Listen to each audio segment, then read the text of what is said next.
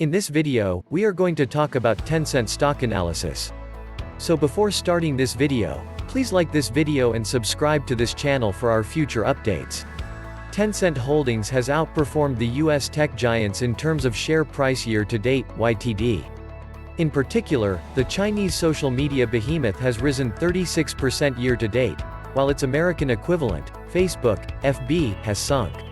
Those seeking alpha readers are wondering, is Tencent still a buy, now that the stock is at all-time highs? As part of my Chinese Internet Weekly series, I've been covering Tencent Holdings extensively. However, the conglomerate is like an elephant that is difficult to thoroughly explain in a weekly update, let alone a sectoral one. I won't be able to do so here, but in this dedicated article for Tencent, I hope to answer some pressing questions about the title. Is Tencent's stock overpriced? With Tencent's recent surge, investors are naturally asking if the company's fundamentals have gotten ahead of it. Tencent has also outperformed the US tech giants over a longer period of time. Tencent has returned shareholders more than 16 times their initial investment since Facebook's IPO, outperforming Amazon, AMZN, at 13.7 times and Apple, AAPL, at 8.6 times, AAPL. Despite its meteoric growth, Tencent's market value is just $949 billion, higher than Facebook but lower than the other American tech behemoths. For all the exciting themes, e.g. games, cloud services, e-commerce, it is still riding on, in a fast-growing home market whose economy is projected to surpass that of the United States in the next few years, China, and its savvy investments, many of which have borne fruit, e.g. Tesla, TSLA, Meituan Dianping, OTCPK, MPNGF, OTCPK, MPNGY, and Snap. It seems just. How should Tencent stock be valued by investors? Tencent has the benefit of growing quicker when all cylinders are working because of the varied businesses it participates in. Even if one engine fails, the others will still be able to help drive development. For example, its gaming division, which is the company's largest revenue contributor by segment, was hit by a regulatory crackdown in 2018, resulting in a drop in revenue share from 39% in Q1 2018 to 28% in Q4 2018. Fintech and business services, as well as online advertising, jumped to the front of the pack, growing their combined share from 25% in Q1 2018 to 46% in Q4 2018. As a result, Tencent has been able to maintain positive year-over-year sales growth for many years. This was true even at its most trying times, such as when the US-China trade war was raging and the Chinese pandemic was at its peak. What's more, now that the dark clouds have dissipated, we're seeing rainbows of expanded gaming, as well as accelerated e-commerce and fintech companies, despite the pandemic. With a forward price-to-earnings ratio of 53 times, I wouldn't blame you for dismissing Tencent as a value stock. When we exclude the value of its savings from its market capitalization, I believe it is. But that's something I'd save for the later parts. For the time being, I'd say Tencent should be considered a growth stock. With the consensus revenue figures for Tencent and the other four tech behemoths, I created the graph below. Analysts agree that all five businesses will experience a decline in sales growth over the next 5 years. Wall Street, on the other hand, clearly sees Tencent as having a more stable market outlook. Its sales growth will continue to exceed 20% until 2024.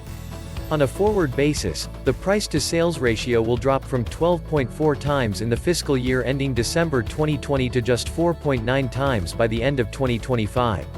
With many high-flying stocks selling at 20 to 30 times P/S for the next 5 years, 2025, 5 times for a steady large cap with respectable sales growth of 18% seemed too good to be true.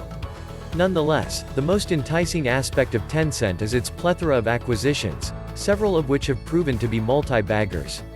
Tencent has hundreds of trophy holdings, while SoftBank of Japan, OTCPK, SFTBY, OTCPK, SFTBF, can only boast of Alibaba Group, Baba, and ARM Holdings as its best returns. Tesla, NIO, Pinduoduo, PDD, SE, and Futu Holdings, Futu, are just a few of the more well-known ones. Many of its publicly traded shares have increased by triple digits in the last year. Riot Games, India's Flipkart, Indonesia's Gojek, and Epic Games are among the unlisted companies doing well. Keeping track of Tencent's investment portfolio's value is a monumental challenge. Fortunately, not boring, a fellow SOC contributor has put together a handy Excel sheet to help with the tracking. Despite the fact that the list only includes 103 of Tencent's more than 700 investments, the cumulative value of those on it has already surpassed $390 billion at the time of writing. The subsidiary's shares are worth $59 billion, while the remainder is worth $332 billion. It should be noted that since the compilation in August, several businesses have already gone public. Kuaishou, OTCPK, KUASF, for example, has a market capitalization of 1.635 trillion Hong Kong dollars, 211 billion United States dollars, following its IPO on February 5, 2021. As compared to the $25 billion captured in the Excel sheet, this reflects an increase in value of over 8 times. This just goes to show how much value Tencent's treasure chest of investees still has to give. To be conservative, the $390 billion in demonstrated valuation already accounted for 43% of Tencent's total market capitalization of $910 billion. Given the star status of ARK Investments founder and chief investment officer Catherine Wood and the ETF's solid returns, it's easy to see why investors are clamoring for them. However, I believe Tencent's investment prowess has been undervalued. Company executives work in the industry and have access to a wealth of direct data that fund managers do not. They will, I assume, be more astute in assessing investment candidates than any analysts or investment officers.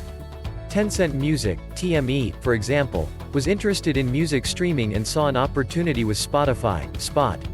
C Limited, Activision, Riot Games, and Ubisoft, OTCPK, UBSFY, OTCPK, UBSFF, among a slew of other gaming investments, benefited from its gaming expertise. Since it owns WeChat, it was able to buy a 13.5% stake in Kakao, South Korea's most popular messaging app. In other words, we must consider Tencent's business growth, the valuation and potential of its portfolio of holdings, as well as its future investments when determining its value. We can be confident that Tencent will continue to add good growth opportunities to its fold, based on its strong free cash flows and already net cash position. Most significantly, many of Tencent's investments aren't just good businesses in and of themselves, they also complement Tencent's core businesses.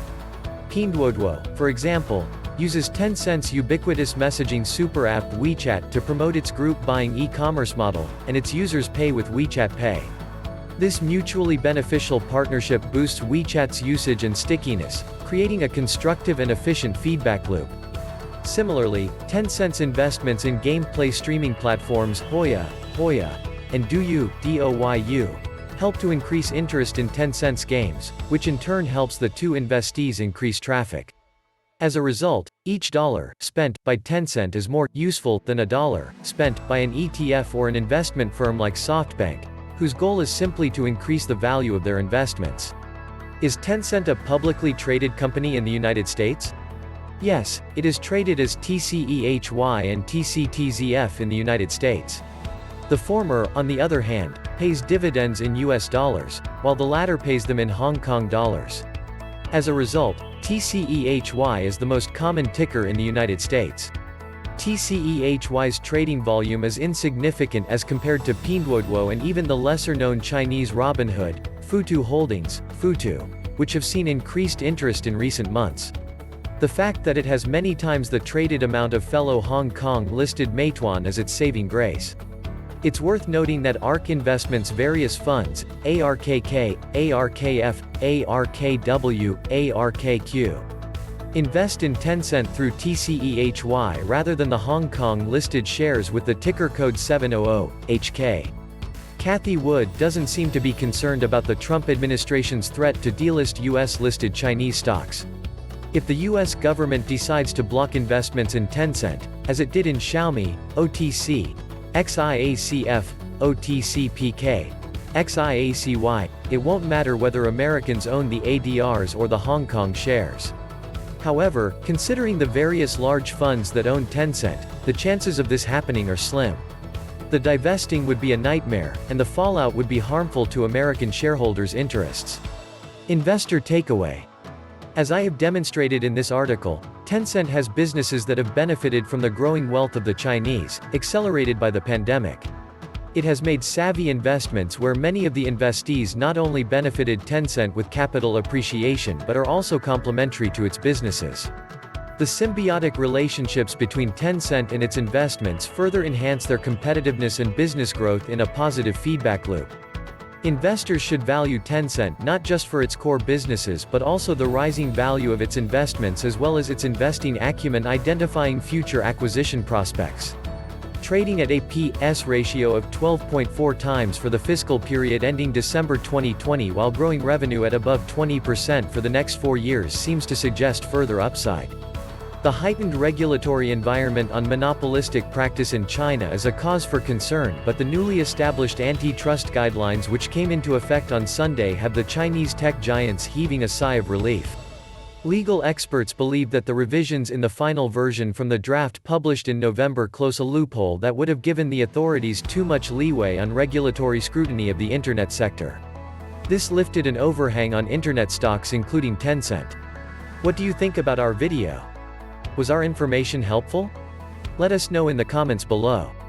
If you enjoy this video and want to hear from me again, be sure to hit that subscribe button and turn on notifications before you go. Thanks for watching.